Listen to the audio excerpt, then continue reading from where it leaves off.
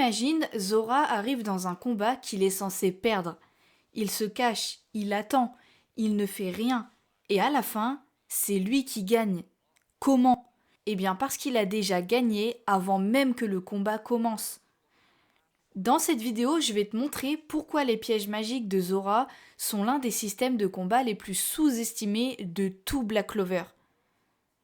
Avant d'entrer dans le vif du sujet, n'hésite pas à t'abonner et liker la vidéo, ça me ferait extrêmement plaisir.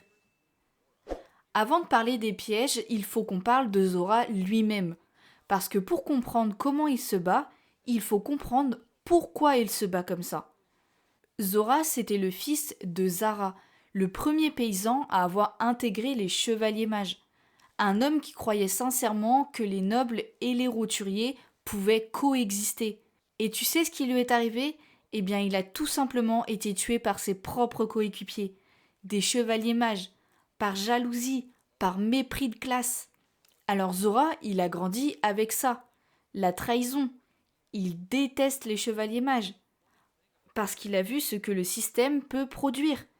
Des faux héroïsmes, de l'hypocrisie noble emballée par des titres et des capes. Et ça change tout sur la façon dont il combat. Parce que Zora, il ne se bat pas à l'instinct, il se bat à la logique. Et ses pièges, c'est de la logique appliquée à la violence. La magie de Zora sur le papier, c'est la plus impressionnante du monde.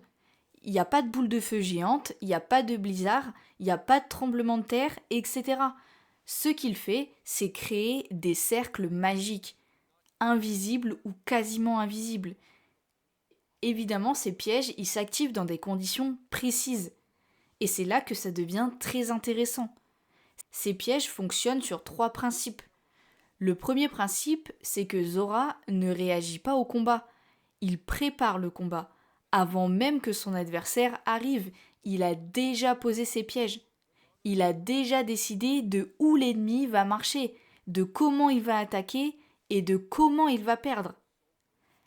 Le deuxième principe, c'est que ces pièges les plus puissants captent l'énergie magique de l'adversaire et la renvoient. Plus ton ennemi est fort, plus le piège est dévastateur. Autrement dit, attaquer Zora, c'est potentiellement te suicider.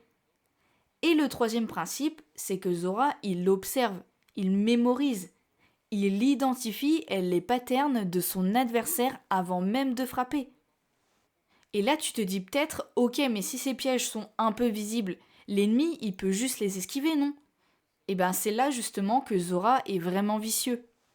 Le truc avec les pièges de Zora, c'est qu'ils sont discrets, parfois microscopiques. Et dans un combat chaotique où les explosions partent dans tous les sens, qui va regarder par terre? Et même si l'ennemi les voyait, il faudrait qu'il comprenne leur fonctionnement en temps réel, sous pression, avec Zora qui te distrait.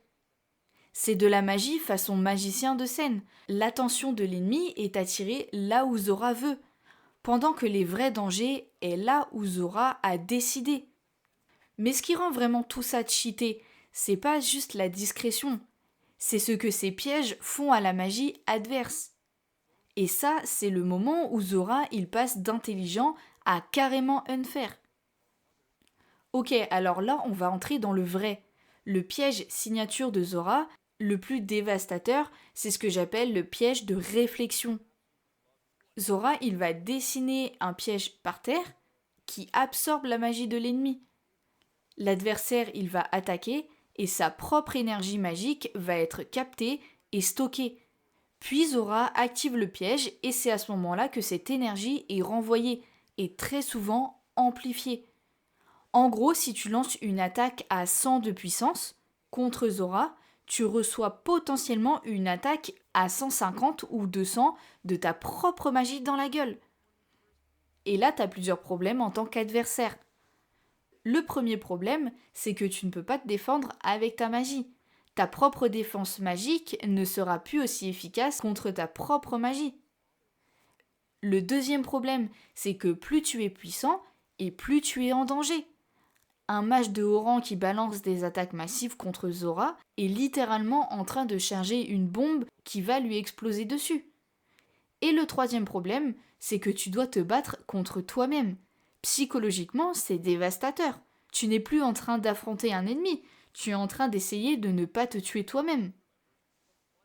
Dans Black Clover, la plupart des personnages ont une philosophie de combat très simple. Être plus fort, s'entraîner, dépasser ses limites. Par exemple, les nobles y vont s'appuyer sur leur magie héréditaire. Tout le monde joue dans le jeu de la puissance brute. Mais lui, Zora, il refuse de jouer à ce jeu. Pas parce qu'il ne peut pas, il est clairement doué, mais parce qu'il a choisi une autre approche. Une approche qui te dit « je n'ai pas besoin d'être le plus fort, j'ai juste besoin d'être mieux préparé ». C'est une philosophie qui vient directement de sa rancœur. Il a vu des hommes puissants, des nobles avec d'énormes réservoirs de mana, être des ordures. La puissance ne fait pas ta valeur. Alors pourquoi courir après la puissance ? À la place, il va optimiser, il va préparer et anticiper. Et quelque part, ça fait de Zora le personnage le plus réaliste de Black Clover. Alors par contre, on va être honnête, si Zora il était imbattable, ça serait chiant.